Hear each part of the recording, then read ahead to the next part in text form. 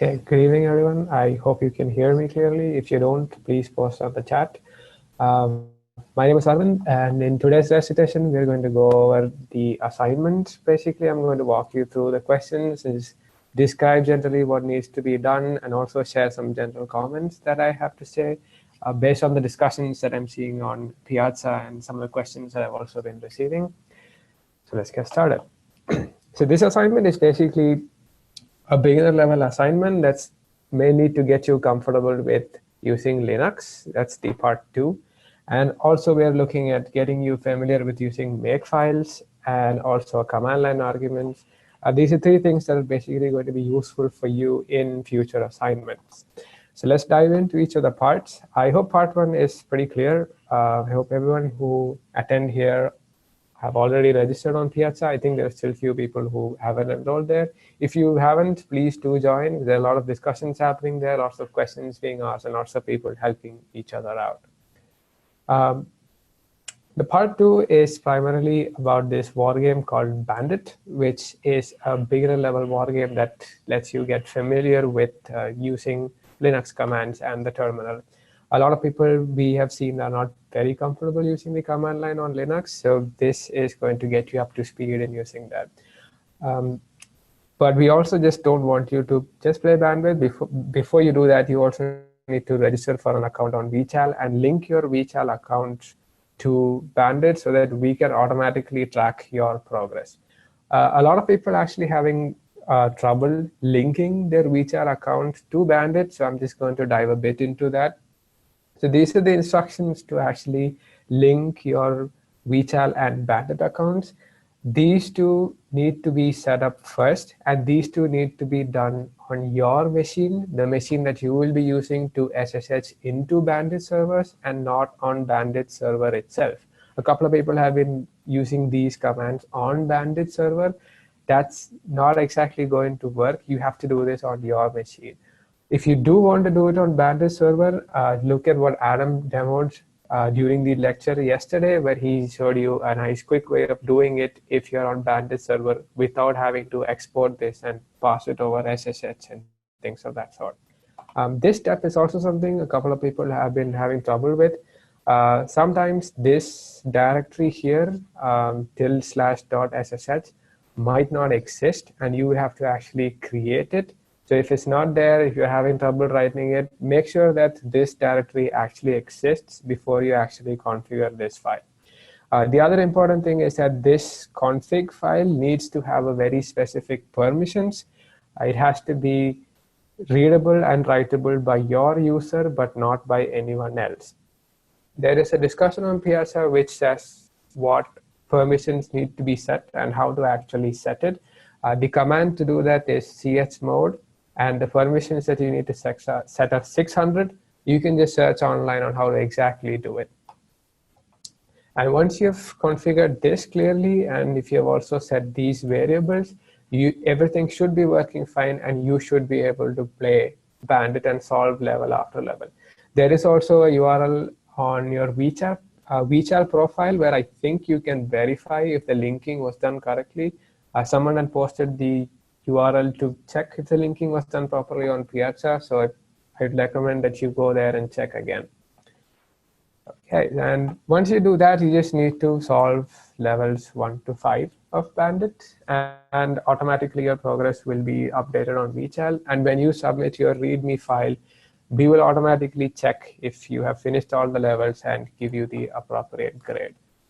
A couple of other things about the Bandit is that you can also just solve all the levels at one go and then run the single VChal command, and then everything gets automatically synced. Adam had also mentioned that during yesterday's lecture. Right, if there are any questions, please post it here. Otherwise, I'm going to move on to part 3, which is about using makefiles. Now, makefiles are primarily some configuration directives that you give to the make command. The make is actually an automatic build system that can quickly run a set of series of commands that you don't have to keep copy pasting a bunch of commands to recompile every time. It's one of the most widely used build systems on Linux. There are, of course, many other build systems, and I believe even Windows has one, which is called nmake. Right, but in this one, we are primarily going to write two make files, one for compiling C programs and the other for getting an executable out of Python. So the important thing is that you have to name your make files specifically as makefile.c and makefile.python, because that's what the grader would look for when you submit your solution on Gradescope. Now, I think most people have got the C makefile correct. There are not much issues. You just take this source code file that Adam has provided and write a C makefile to compile this and generate this executable file, and that's mostly it. I've seen that a lot of people have been having trouble with the Python makefile. I see a lot of questions on PS asking, I couldn't find any resources on how to do it. The key thing to remember is that a makefile is nothing but just a sequence of commands that you specify. There's no other magic to what is a makefile. And another important thing is that since Python is actually interpreted and not compiled, makefiles are not very commonly used in Python programs, and that's why you would not find many resources. But you don't really need to know too many things on how to actually do it, because one of the commands that you need is actually given here. This is the command that you use to make your Python script executable, and that would be this file here that you create. Finally, it should be executable. The other thing that you need to also know is that when you want to run the Python program as /python program, it should also specify the shebang. You can read more about this. It's basically a directive that you give inside the file, which specifies which interpreter to use, because Python is interpreted. There is nothing to do with make or Python to write this make file.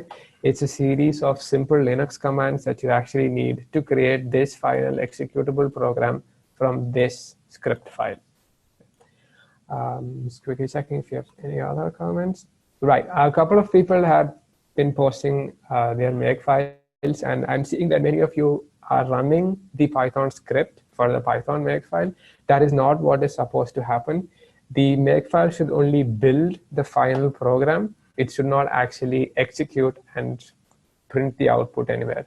We will execute the final executable that you produce ourselves after the make is completed. The other thing is that a lot of people have been having formatting issues in your make files. Make is very picky on how the file should be structured. You cannot mix tabs and spaces. In fact, I think make files will not accept spaces. Everything should be aligned using tab. If you're using a reasonable IDE or an editor, it should automatically detect the make file type, and it should set all the indentation and everything appropriately. If it does not, you might have to manually specify to the IDE that you're actually editing a make file, and then everything would work correctly again. The last thing that I've seen a lot of people struggling with is that since we have custom names that are needed for the make file, and when they try to build their solution locally to test it, they say it doesn't work. Now, make command by default looks for a specific file name. And since we're not using that standard file name, make is not going to find the make file. In fact, I think for some cases, it actually tries to build the makefile.c when you run the make command without any arguments. There's a specific option that you can use to make in order to specify use a custom make file. I'm not going to give you the option, but please look it up. It's very easy to find. That's also how we'll be evaluating your solution, right? So key things to remember: do not run the Python script. We don't want the output to run in make. We just want the final executable to be produced, and we will run the executable ourselves. Be sure that if there are any formatting issues, make sure you don't mix tabs and spaces. Do not use spaces in a make file, only use tabs. And finally, make sure that if you're trying to test your custom make file, please specify the option correctly so that make picks up the correct make file. Right. The last part of this assignment is about command line arguments, which is basically one of the ways that you can give inputs to a program, in addition to ways like you can give input via the standard input. Now, command line arguments are going to be used for many of the future assignments, so it's always good to have a nice understanding on what they are and how do you use them, right? So in this, you need to produce a program called command, which when passed arguments in this format would specify an output saying this is the number of arguments and this is each argument. Now, in case you haven't seen Adam's post on Piazza just done a few minutes ago, he has relaxed some of the requirements for this part, specifically that if you have a trailing white space, that's going to be ignored by the grader because a lot of people were missing that since it's not very apparent from the output that you give on grader. Right? But in case you find that the output that is produced by your command is correct, it likely means that you have made some formatting issue somewhere. So always just go back and check. And if you still can't figure it out, maybe create a post on Piazza and we take a look at it. Right? So the tricky thing here would be, of course, this, but I think if you were to implement your program correctly, it should still work. We have no language requirements for this part. You can write it in any language as long as you produce an executable output file called command, which is going to run your solution and is going to print the answer. So if you were writing in some interpreted language, make sure that you invoke your solution correctly from this executable file. A couple of people who are writing in Java had raised some issues about it. There are ways that you can do it. I think there are some solutions which are also discussed on Piazza. So I encourage you to go back and check. But it's definitely possible. You just need to make sure that you have this file here as executable, which is going to invoke your solution and print the output. That's all we are really going to evaluate. Right? A couple of other general guidelines for this assignment. I see that a couple of people are testing on possibly non-standard environments, which we are not testing on, which is giving a different behavior, where the people say it works on my machine, but then the grader says that it's not correct. I strongly encourage that you test on Ubuntu 18.04 as well, because that's also what we are testing on. So if you see any issues locally, it should also happen remotely, right? Another important thing that many people have been doing is they upload a file readme.txt with some extension, and then the grader says that no readme file is found, but then they upload a readme file. Now, the readme file has to have the name readme in caps. No extensions are necessary. You can configure your IDE or editor to save without an extension. If you add an extension, the grader is not going to find the file, and then it's going to complain that it couldn't find the readme file. Right. The third thing, I'm seeing that many people are posting on Piazza that I tried running a specific command, it didn't work, and then I ran the command with sudo in front of it, and then everything worked fine. While for probably most of the commands, it's safe, I would still not recommend that you randomly just prefix sudo if your command as regular is not working. Now, I, of course, don't know how the Ubuntu subsystem inside Windows works, but normally you shouldn't have to run sudo for almost any command that you need in this assignment. If you see that you're faced with a situation where you need to run sudo, you might want to ask yourself if there is something that should be done differently. On the grader, we will not evaluate any commands with sudo. So if you find a situation that you need to solve it with sudo, you're probably missing something and you will want to go back and check. This is a general tip, not necessarily something for this assignment.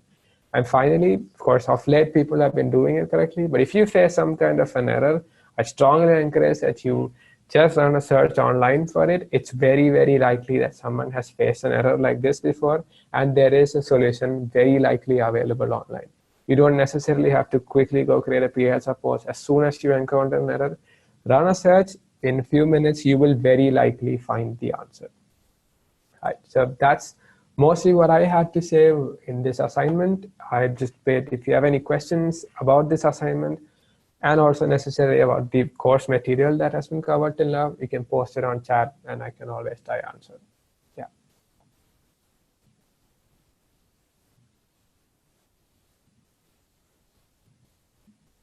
So a question that was asked here is, how do you remake the Python makefile exactly, since it's not a compilation? I'm not sure what you meant by remake the makefile, because you just have to create a makefile once and it should just work. You will not have to edit the makefile. If you will clarify the question, that would be good.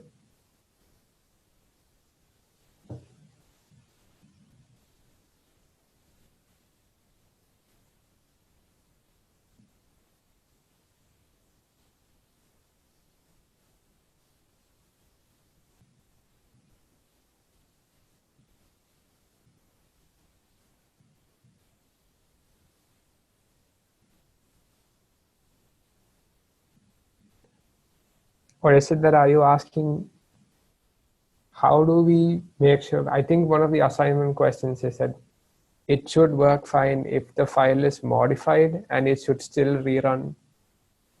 Is that the question?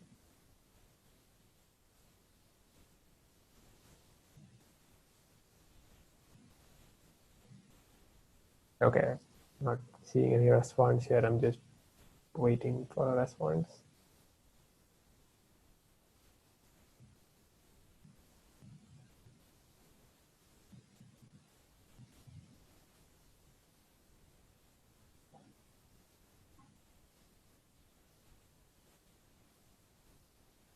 Okay, yeah, sorry, I just got a reply.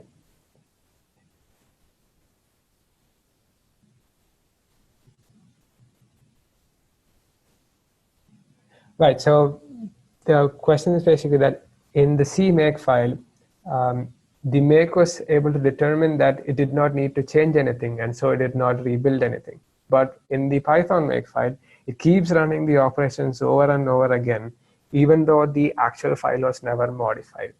So how do you make the behavior same as the C make file? That's what I'm assuming the question is. Now, if it works on the C make file, then you probably want to compare the C make file with the Python make file and see where is the difference.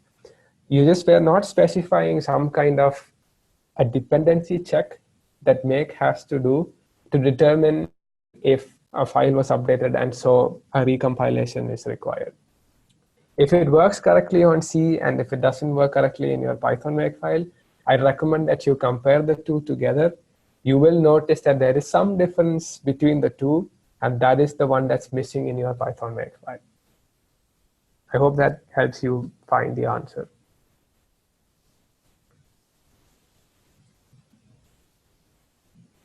Right. If anybody has any other questions, please post on the chat, and I'd be around for some more time if anybody wants an answer.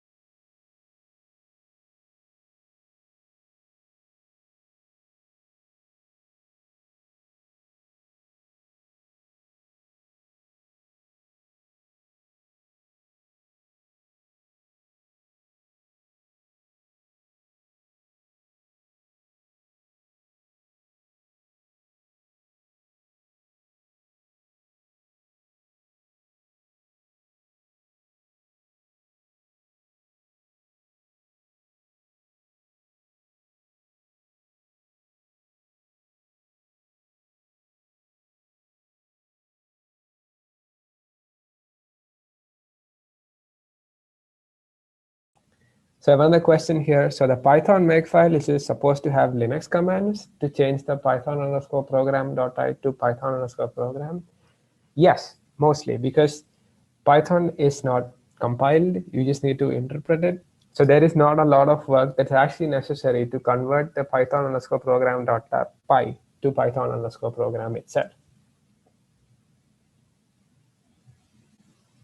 I hope that answers the question. If not, please respond on the chat and I can clarify further. Also, in case you didn't notice, Adam just created a note on Piazza. For those of you who are working on part 4 using Java, he's uploaded some files that's going to be helpful for you with the assignment. So please take a look at it if you already haven't.